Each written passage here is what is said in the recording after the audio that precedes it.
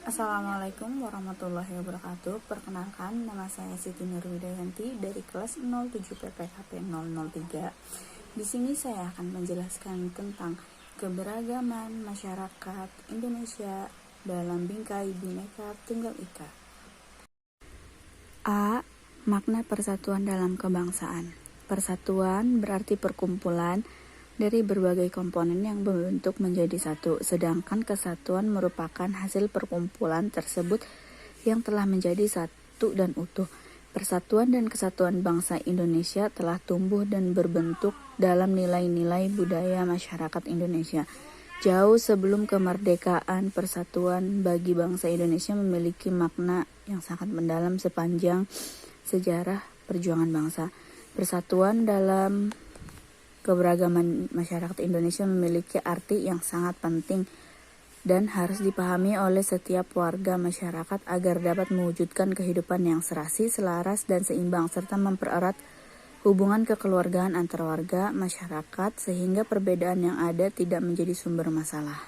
Dalam mewujudkan persatuan dan keragaman masyarakat Indonesia, kita perlu mengembangkan sikap tidak memandang rendah suku atau budaya yang lain, tidak menganggap suku dan budaya paling tinggi dan paling baik, karena kita menerima suku bangsa dan budaya sebagai kekayaan yang tak ternilai harganya, serta lebih mengutamakan negara daripada kepentingan daerah atau suku masing-masing. B.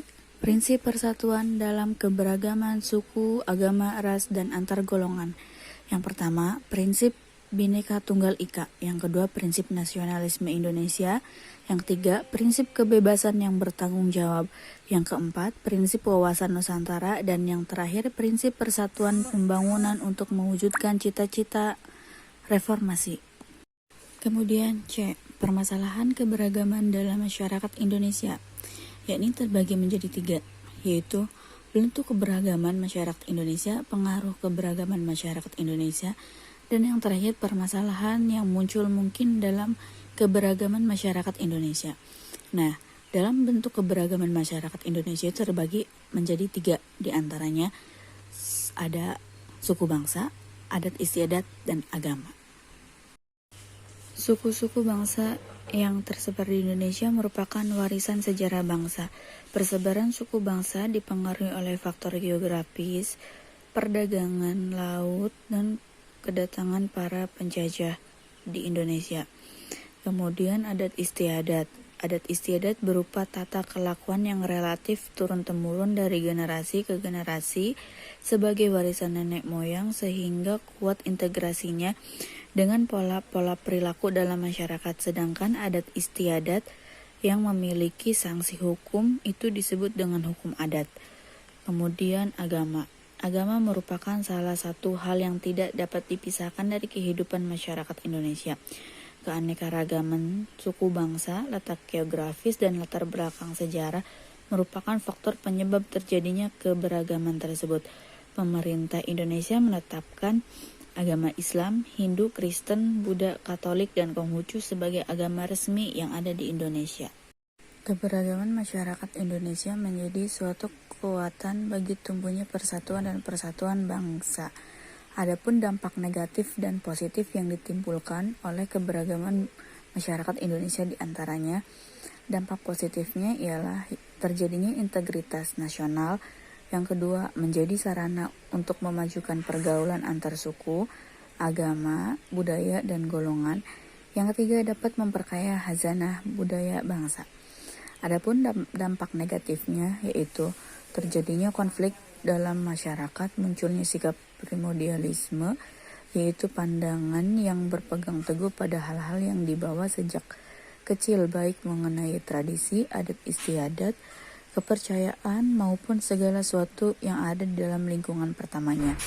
Yang ketiga, munculnya sikap etnosentrisme, yaitu suatu pandangan yang menganggap bahwa suku bangsanya sendiri lebih unggul dibanding dengan suku bangsa lainnya. Yang keempat, fanatisme, artinya berlebihan, yaitu paham yang berpegang teguh secara berlebihan terhadap kekayaan sendiri sehingga menganggap salah satu terhadap kekayaan yang lain. Adapun bentuk konflik pada masyarakat Indonesia Di antaranya konflik dalam masyarakat dapat dikelompokkan berdasarkan tingkatnya, yaitu konflik ideologi dan konflik politik. Konflik ideologi terjadi karena perbedaan ideologi dalam masyarakat.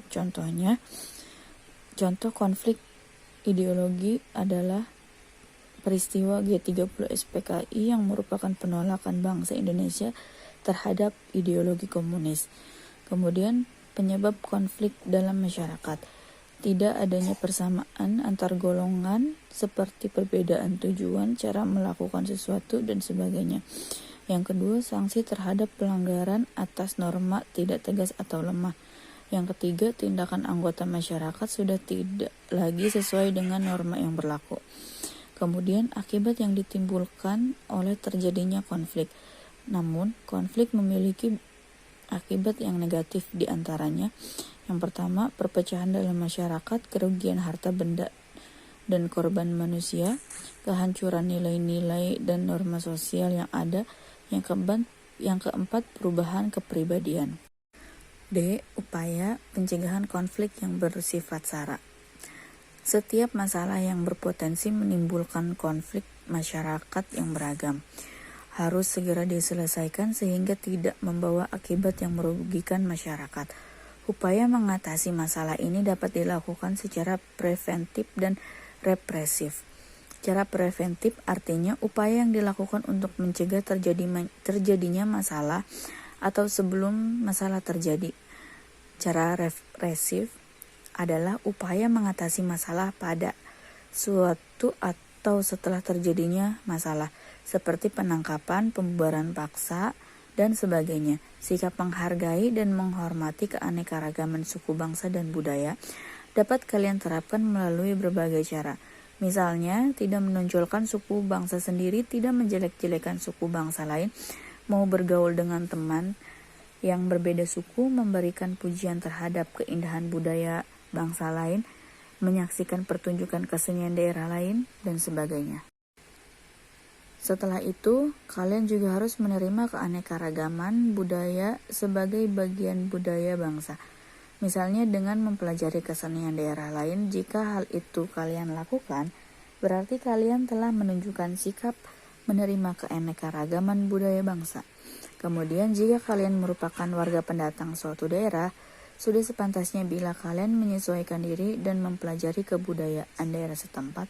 Dengan bersikap seperti itu, kalian telah menghargai dan menghormati dan menerima keanekaragaman budaya sehingga pada akhirnya kerukunan antar suku, antar bangsa akan tetap terjaga. Cukup sekian presentasi yang dapat saya sampaikan. Kurang lebihnya mohon maaf. Wassalamualaikum warahmatullahi wabarakatuh.